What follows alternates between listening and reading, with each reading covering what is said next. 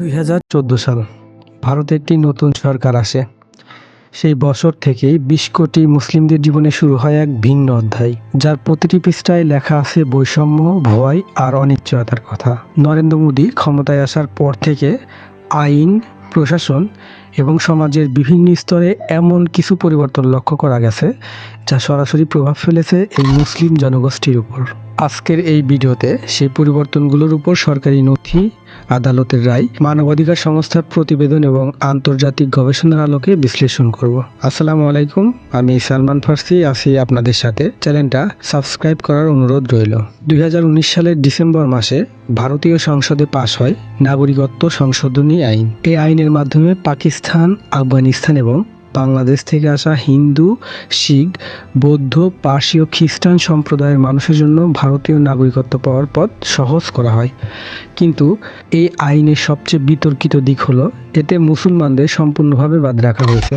অনেকেই বলেছেন এটি ভারতীয় সংবিধানের 14-15 অনুচ্ছেদের সাথে সরাসরি সাংঘর্ষিক, যেখানে ধর্মের ভিত্তিতে বৈষম্য নিষিদ্ধ। আসামে পরিচালিত এনআরসিতে প্রায় 19 লক্ষ মানুষকে অনাগরিক ঘোষণা করা হয়েছে, যাদের বেশিরভাগই ছিল মুসলিম। এই মানুষগুলো এখন আটক শিবিরে রয়েছেন। তাদের জমি, পরিচয়, ভোটের অধিকার সবই এখন প্রশ্নবিদ্ধ। অনেকেই দশকের পর দশক ধরে ভারতে বাস করছেন, কিন্তু নথিপত্রের জটিলতায় প্রমাণ করতে পারছেন না তারা ভারতীয়। 1992 সালে হিন্দুত্ববাদী জনতা ঐতিহাসিক বাবরি মসজিদ ভেঙে দেয়। 2019 সালে ভারতের সুপ্রিম কোর্ট রায় দেন সেই জমিতে রাম মন্দির নির্মাণ হবে। আদালত স্বীকার করেন মসজিদ ভাঙা ছিল বেআইনি, কিন্তু ক্ষমা প্রার্থনা বা প্রকৃত বিচার ছাড়াই মুসলিমদের বিকল্প জমি দেওয়ার সিদ্ধান্ত নেওয়া হয়। 2024 সালে প্রধানমন্ত্রী মোদির উপস্থিতিতে মন্দিরের উদ্বোধন হয় নির্বাচনের ঠিক আগ মুহূর্তে।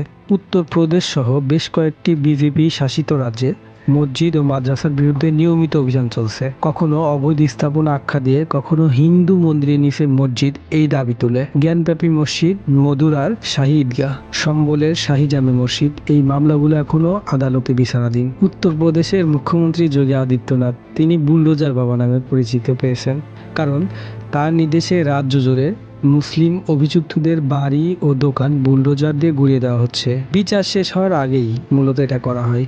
মধ্যপ্রদেশ, রাজস্থান, গুজরাট একাধিক রাজ্যে এই ধারা অনুসরণ করা হয়েছে। অধিকাংশ ক্ষেত্রে সাম্প্রদায়িক উত্তেজনার পরপরই মুসলিম পাড়ায় বুলডোজার পাঠানো হয়। ভারতের সুপ্রিম কোর্ট 2024 সালের নভেম্বরে এই অভ্যাসকে অসাংবিধানিক বলে ঘোষণা করেছেন এবং বলেছেন কার্যনির্বাহী বিভাগ বিচারকের ভূমিকায় অবতীর্ণ হতে পারে না। কিন্তু ততদিনে শত শত পরিবার গৃহহীন। 2020 সালের ফেব্রুয়ারিতে দিল্লিতে সাম্প্রদায়িক দাঙ্গায় 53 জন নিহত হন, তাদের মধ্যে 38 জনই ছিল মুসলিম। সহস্রাধিক ঘরবাড়ি ও দোকান জ্বালিয়ে দেওয়া হয়। পুলিশের নিষ্ক্রিয়তা এবং পক্ষপাতের অভিযোগ সেখানে উঠেছে। ইন্ডিয়া হেট ল্যাবের তথ্য মতে 2023 সালে ভারতে ঘৃণামূলক বক্তব্যের 668টি ঘটনা নথিভুক্ত হয়েছে, যার 98% মুসলিমদের বিরুদ্ধে পরিচালিত। ধর্ম সংসদগুলোতে মুসলিমদের হত্যা করো, ভারত ছাড়ো বলে উস্কানি দেওয়া হচ্ছে। লাভ জিহাদ, ল্যান্ড জিহাদ, পপুলেশন জিহাদ, এসব ষড়যন্ত্র তত্ত্ব মূলধারার রাজনৈতিক বক্তব্যের অংশ হয়ে উঠেছে। 2014 সালের পর থেকে গরু রক্ষার নামে মুসলিম ও দলিতদের উপর গণপিটুনির ঘটনা ব্যাপকভাবে বেড়েছে। গরু পরিবহন বা গরুর মাংস রাখার সন্দেহে শত শত মানুষকে পিটিয়ে মারা হয়েছে। ইন্ডিয়া স্পেন্ডের ডেটাবেস অনুযায়ী 2014 থেকে 2019 সালের মধ্যে গণপিটুনিতে 90% ভুক্তভোগী ছিল মুসলিম। আলোয়ারে পেহলু খান, উনাকাণ্ড, তাবরেজ আনসারি, এই নামগুলো এখন ভারতীয় মুসলিমদের কাছে সাম্প্রদায়িক নির্যাতনের প্রতীক। 2006 সালের সাসার কমিটিতে রিপোর্ট প্রথমবারের মতো পরিষ্কার করে দেখায় ভারতীয় মুসলিমরা অনেক ক্ষেত্রে তাদের অধিকার থেকে বঞ্চিত আছেন। সরকারি চাকরিতে মুসলিম প্রতিনিধিত্ব মাত্র 4.9%, যেখানে তার জনসংখ্যা 15%। পুলিশে 7.5%।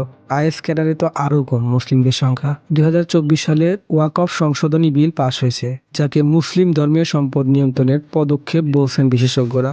সিএএ বিরোধী আন্দোলনের পর শত শত মুসলিম কর্মী, ছাত্রনেতা ও সাংবাদিককে ইউএপিএ এর আওতায় গ্রেপ্তার করা হয়েছে।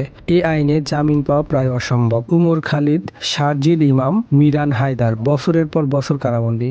মানবাধিকার সংগঠনগুলো বলছে ইউএপিএ কে মুসলিম ভিন্নমতের কণ্ঠরোধের হাতিয়ার হিসেবে ব্যবহার করা হচ্ছে। নাগরিকত্ব থেকে বঞ্চনা, মসজিদ ভাঙা, বুলডোজার রাজত্ব, গণপিটুনি, ঘৃণামূলক বক্তব্য, কারাবন্দী কর্মী, অর্থনৈতিক প্রান্তিকতা। এগুলো বিচ্ছিন্ন ঘটনা নয়, বরং এটি একটি নিদর্শন যা মানবাধিকার সংস্থাগুলো নথিবদ্ধ করেছে বছরের পর বছর ধরে। ভারতীয় সংবিধান প্রতিটি নাগরিকের সমান অধিকারের কথা বলে। প্রশ্ন হলো, সেই সংবিধান কি আজ সত্যিকার অর্থে সব নাগরিকের জন্য সমানভাবে প্রযোজ্য?